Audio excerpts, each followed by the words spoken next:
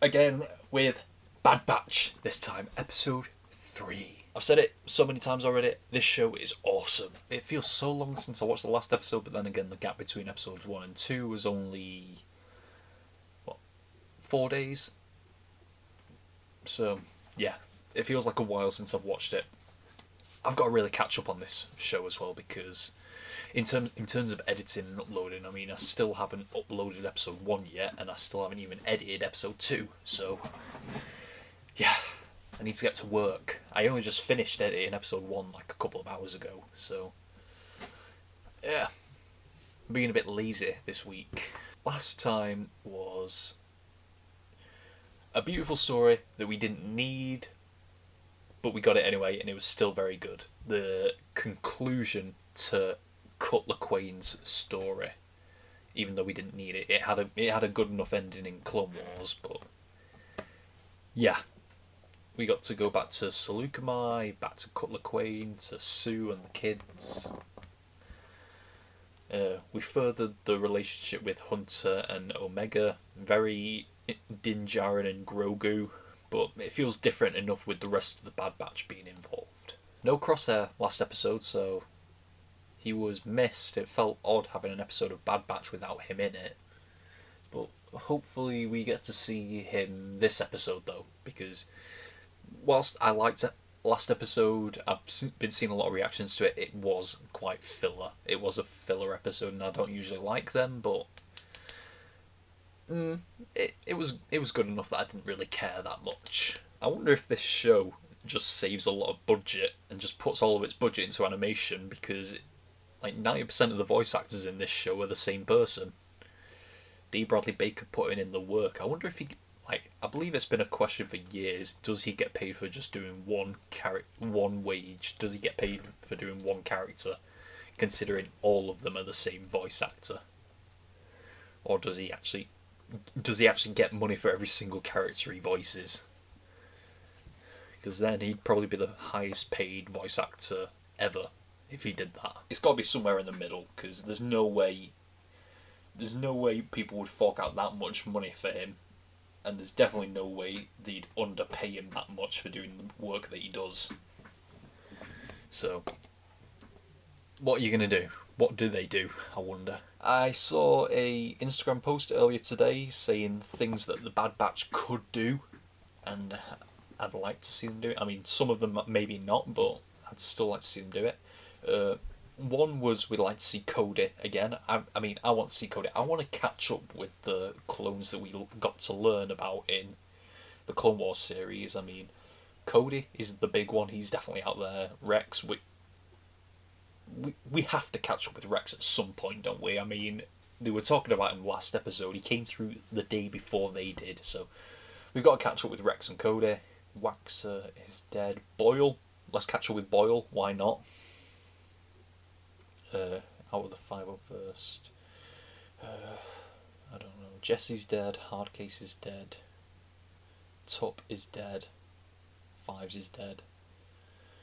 Dogma is probably dead since he was court-martialed after killing Krell. He deserved it though. Kix is possibly still out there. I mean, I'd like to catch up with Kix, see what he's going through. But I think the big ones are Rex and Cody. We've got to see how they're getting on.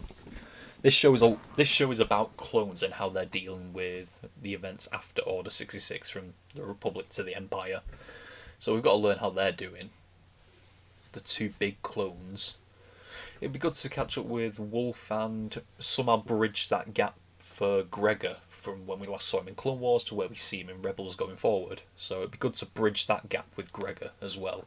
So let's just get into Season 1. Don't know if it'll be a Season 2, but Episode 3 of The Bad Batch starting now. Rations are low.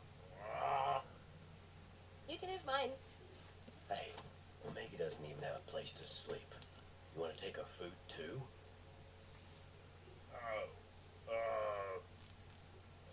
No thanks. You keep it. Okay. Testing the functionality of our inhibitor chips takes precedence. I thought you said they were defective. Okay. In theory, this device will be able to prove that no critical systems were compromised.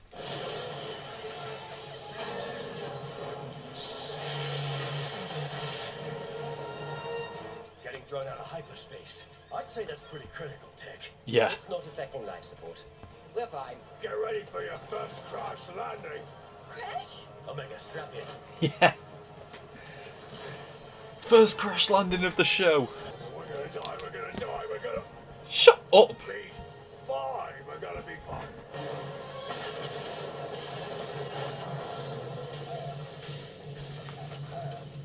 Everybody alright?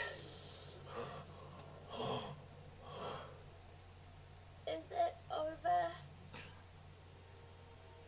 What? That's Crosshair's weapon kit. Fine. I'll say it. I kinda miss him. It's worth noting the possibility that Crosshair's actions were influenced by his inhibitor chip. Yeah. It can do that? That's what it was designed to do. So, it wasn't Crosshair's fault. Well, at least they know it wasn't him now. Well, not fully him. Thank you, going back to Camino. I don't want to see that though. Right on schedule, Rampart. I hear your chain code implementation has been most successful. Laying the foundation of our new empire is of the utmost importance. Indeed. What is the status of Project War Mantle? On schedule, sir. Our top recruits are here to begin their training under their new commander.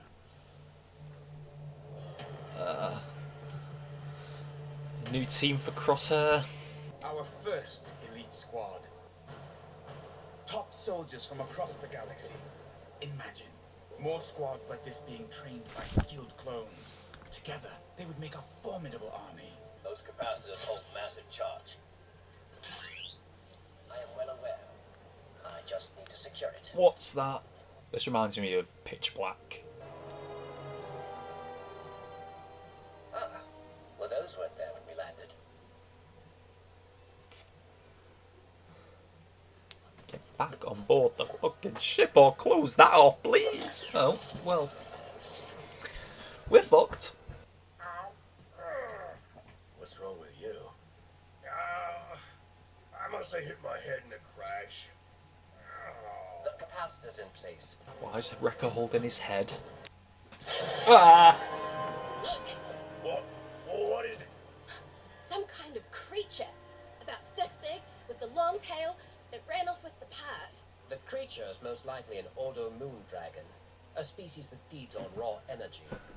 It was probably drawn to the capacitor's electric charge. That would have been good to know beforehand, Tech. Why is Wrecker holding his head? Where the chip is supposed to be? Okay, what's about these guys? I didn't join the military to be studied and poked at. With the Empire, I get paid, I get fed, and I have a roof over my head. That's more than the Republic ever did for me. Send the clone and your recruits to Onderon. I want Saw Gerrera's camp found and wiped out. Let's see if they can succeed where Clone Force 99 failed. It shall be done. You shouldn't be angry at him. He can't help it. I'm angry at myself. We don't leave our own behind. Then we'll find a way to get him back. Somehow. Good. Problem. Tell me this, clone. If you all are so efficient, how come the Empire's scouting soldiers like us? Sounds to me like it's time for a change. Because they're taking the cheap way out. Enjoy being commander, for now. We'll see how things shake out. Kick his ass, Crosshair. Just received a transmission from Guerrera. He's standing by at the rendezvous. All right, let's move out. Oh, well, Guerrera's not here. They're dead.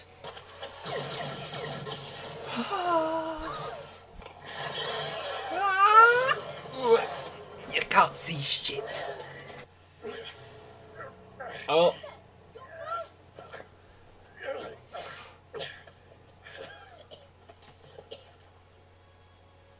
Hunter, wake up! Wake up! She's gonna go after it herself. Yeah, this definitely reminds me of Pitch Black. Oh. Where's Guerrera? I don't know. But I wouldn't tell you if I did.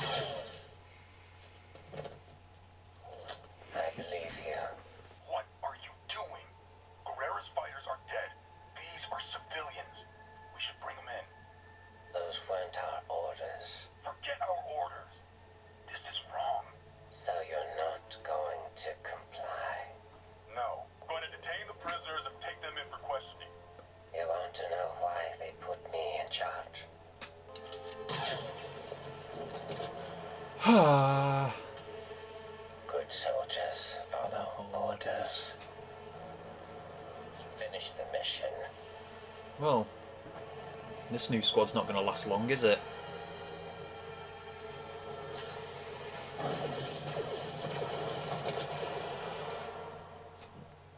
That sucks. Guess I got lucky. Or not. Hello!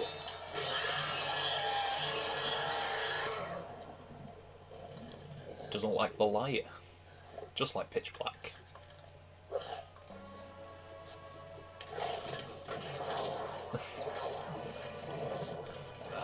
It needs energy. That's why it took the thing. Yep, one of your own is dead.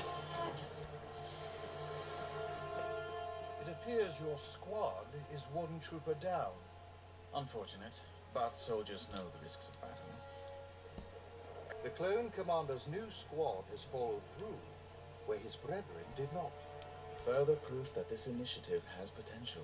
With more time and training, our forces will be unlike anything the galaxy has seen. Then I leave this project in your capable hands, Admiral. Thank you, sir.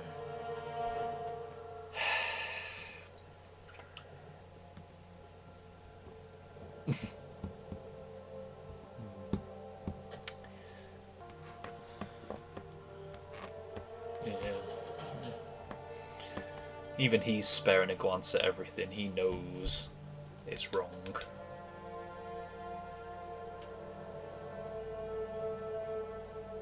Hey, kid, come with me. Cover your eyes. Is it her own little place? It's your own room. Uncle Wrecker. I thought this place could feel more like a home. It's perfect. Thank you, Rekka.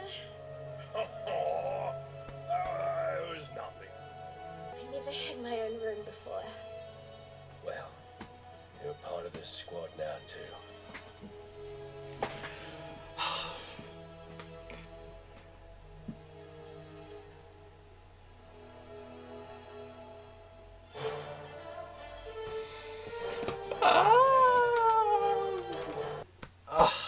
That last bit gets you right there. In the feels. Seems like tech is developing a way to monitor how effective the chips in their heads are, which hopefully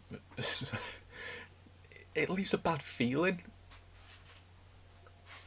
The only reason they'd mention that, the only reason they'd come up with an idea like that is that they're planning to activate them at some point. And I don't like how Wrecker keeps holding his head like that, where the chip is as well. I don't want to start losing the members of the Bad Batch one by one. I mean, the only one who is completely immune to it at the moment, well, at least I think is Echo. Like, he's the only one who seems to be pretty much immune to it because the Techno Union fucked the chip up, whereas the others have just not activated. A terrifying prospect of the members of the squad having their chips activated. We got a crash landing this episode. The first crash landing of this show. It was a regular in Clone Wars. Have we had many in Rebels? I don't remember that many in Rebels.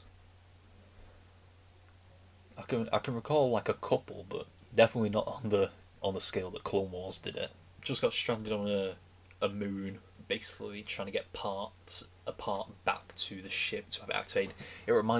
Like I said in the reaction, it reminds me of that Pitch Black movie, you know, with Vin Diesel in it, where basically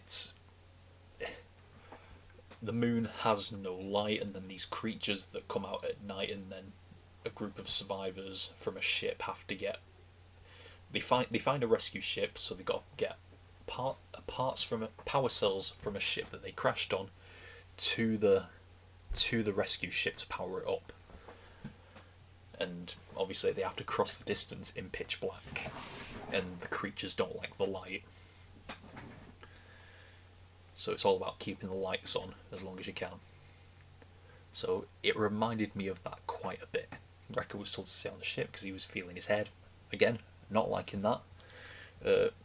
Don't know where Tech and Echo went, because apparently they left the ship apparently, but don't know where the hell they went, because we followed Hunter and Omega most of the episode, or at least on that storyline anyway. And yeah, when Hunter got attacked, he had his mask taken off, which was kind of odd, because you think if you're wearing a mask so you can breathe in the atmosphere, you need it over your eyes, and like, you don't see people walking around in space with just this on, do you? So like, you need something for your entire. You need to seal off everything. So I don't know. Maybe the atmosphere is just toxic, and they just needed it on their face. It's space science. We don't know. Once Hunter was out, led to Omega going solo. I was hoping we'd learn more about what Omega's defect is, because it's not that she's a woman. They should not say that, and it should not be the case. But well, female. I shouldn't say woman. Female. I don't know. They've shown a point of her. Like, she was able to fire that shot at Crosshair at the end of the premiere, and then it showed her looking at everything going on in the cockpit of the ship at the end of the first episode as well. Can she just pick things up by watching them? I'm interested to find out what her defect is, because it's got to be something powerful. They wouldn't be leading up to something like this if it wasn't. Could she be force sensitive? I think I've said that before already, but if she's force sensitive, that's very awesome. A clone who's force sensitive. Yes. She found the dragon and got the part back, not having to kill it, thankfully, because it looks like it just needed some power to survive, so she just gave it the flashlight. Fair enough. I know I'd freak out in that situation. That was all well and good, being stranded on the planet, having to find the part and stuff like that. That was all well and good, but I think the real story of this episode was in Crosshair and what's going on Camino. Crosshair, he's been given this new squad of basically people in clone trooper armour, except with green visors and darker armour, in like greyish, a gunmetal grey instead of the normal white. Sent to hunt down Saw Gerrera. He's obviously not there. We know he's not going to be captured anyway. It would have been cool though. I mean, we've seen him. I was going to say, wouldn't it be cool if like Crosshair was the reason that Saw Gerrera is like all got cybernetic, like prosthetic limbs in Rogue One, but we've seen him in Rebels between now and then. So, and he's not got this prosthetics. So, Crosshair couldn't have done that, unfortunately. But yeah, he's been given this new squad by this new Admiral Rampart. We saw him last episode when he on the hologram of him promoting the chain codes and exchange your money for Imperial credits and stuff like that, preaching the Empire. And from the sounds of it, it looks like Tarkin is leaving and he's going to be the new bad for this season, which they've introduced him fairly early on, so it's fine, I guess. We've got to get to know him a bit. He's come up with this idea of soldiers being taught under clones how to be a good force. He keeps saying that these new conscripted soldiers are going to be the best force. We have complete proof that that is not the case. Put 100 stormtroopers in a room with 10 clones and the clones are still going to come out on top, no doubt. The Empire is taking the cheap way out. They're cutting corners with the stormtroopers. Stormtroopers may be iconic, but they're no clone troopers at all. And the Kaminoans are not happy. Definitely not. They've managed to sustain themselves for so long because the Republic has been giving them money to make these clones, and now that's in danger. It's a double-edged knife, isn't it? Like, you want the clones to stay relevant, but you don't want them to keep getting involved in this war. You don't want them to keep being treated the way they're being treated. because you know they're being controlled right now, they're being abused right now, and you don't want that, but you don't want to lose them either. So it's a bit tricky to figure out what you want in that situation as a fan. I mean, we know that the clones are going to eventually get fizzled out and retired. Crosshair's new squad, sent to hunt down Saw Gerrera, they're brutal. They're kill squad, they are. Well, looks like some of them, well, at least one of them was a guy who hated the Republic, and now he's being paid and fed and given shelter by the Empire to be a soldier. He was behaving like a dick. I was thinking Crosshair fuck him up, but then in the way that it happened, I was thinking like, oh, maybe that wasn't so good, because when the civilians were captured, all the soldiers were dead. That guy who was being a dick before was saying like, this is wrong, we should take them in for questioning and stuff, and then Crosshair just kills him, saying, no, we kill everyone. So they full on. It was a double turn there. He was being the dickhead before, and Crosshair was like the guy who were like, go on, beat his ass, Crosshair, I want to see you beat his ass. But then he completely flipped it, where Crosshair was being the brutal, sadistic one, and the guy who was turned out to be the mild good guy, should we say. Now that I think about it, when they returned, you'd think Tarkin and Rampart would have thought, okay, one of them died on this mission, maybe they're not that good. But no, they took it the opposite. They took it the opposite way. One of them died, and they're thinking like, oh, he's a soldier, he knew what he was signing up for. But they still completed the mission. That shows it. That epitomises it perfectly. They're only thinking about the result at the end of the mission. They're not thinking about who they're losing. They're not thinking about their own soldiers dying. They're thinking about the result at the end. So that's the difference. Ah, God, I want to see Crosshair is it's a complicated thing. I mean, the squad knows that it's not his fault anymore, and they've decided they want to get him back. They know it's not his fault because the chip's doing this to him. They know that now. And even he's like, when you're watching him, you want him to turn back, but then he does that when he's killing the civilians and he's ordering his soldiers to kill the civilians, and so you want him to be good at the beginning of the episode, and then he's being a complete dick in the middle of the episode, and then at the end he's back in his old barracks where the Bad Batch is. It's all been cleaned up, it's all sterile, it's all nice and everything, and then he's looking at the wall, seeing all the completed missions. He knows, like, the psychology, he knows that he's not happy with this. So it's his programming versus his own personality. It's such an interesting dynamic. This is what we wanted to see about how the clones feel after Order 66. Filoni is like given us both versions. Like, he's given us the clones who, well, he's given us all three versions. He's given us the clones who don't execute Order 66 and they're completely against it. He's given us the clones who went through with Order 66 and there's just no humanity left. And then there's Crosshair, the other one, who sort of went through with Order 66. He didn't kill anyone, but he's like, good soldiers follow orders and stuff like that, but he's still feeling like shit because of it. So Filoni has given us all three, and that's why he is the god of Star Wars. This show is so good. So good. But then the heartwarming scene at the end with the fucking giving her own room. It's so good. It's given us great character moments like Rebels did, but it's also got that Clone Wars feel. This show is a Frankenstein of fucking awesomeness. That's all we got for this week of Bad Batch, and I'm sad about it because I want us to keep watching. But at least we've got 13 more episodes to go, and I'm happy about that. So yeah, that's all we've got for this week of Bad Batch. Until next time, we are over and out.